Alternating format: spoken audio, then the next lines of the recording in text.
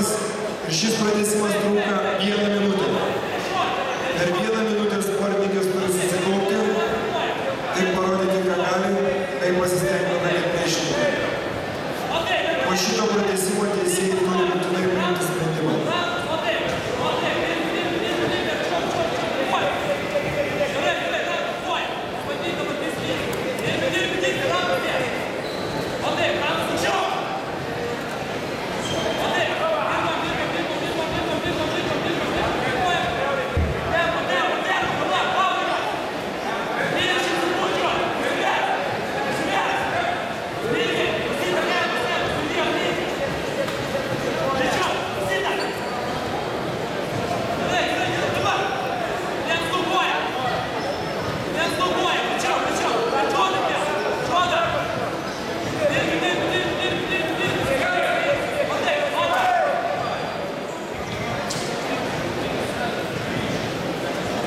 Taigi baigėsi antrasis paskutinis pratęsimas antrame matavime.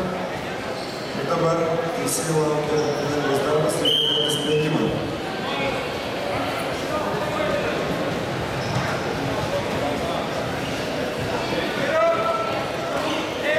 Jūs matote,